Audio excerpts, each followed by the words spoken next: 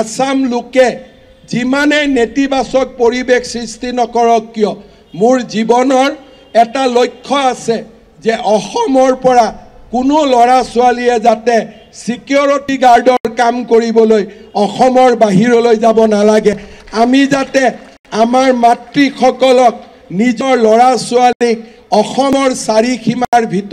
ভিতৰত থাকিয়েই কাম কৰাৰ সুবিধা দিব পাৰোঁ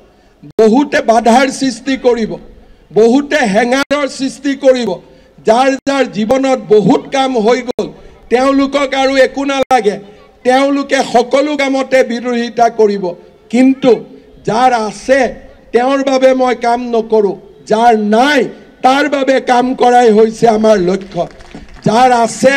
তাৰ বাবে কাম কৰা অসমৰ বহুত মুখ্যমন্ত্ৰী আছিল যাৰ আছে তাৰ বাবে কাম কৰা অসমৰ বহুত মুখ্যমন্ত্ৰী আছিল কিন্তু যাৰ নাই তাৰ বাবে কাম কৰা মুখ্যমন্ত্ৰী অসমত লাগে আৰু সেইজন মুখ্যমন্ত্ৰী হ'বৰ বাবে মই চেষ্টা কৰিছোঁ আৰু ভগৱানে আজি 5টা বছৰ 4টা বছৰত অশেষ আমাক কৃতকাৰ্যতা দিছে যি কৃতকাৰ্যতাই আমাৰ মাতৃভূমি অসমক আজি আটাইতকৈ উন্নত ৰাজ্যৰ শাৰীলৈ লৈ গৈছে।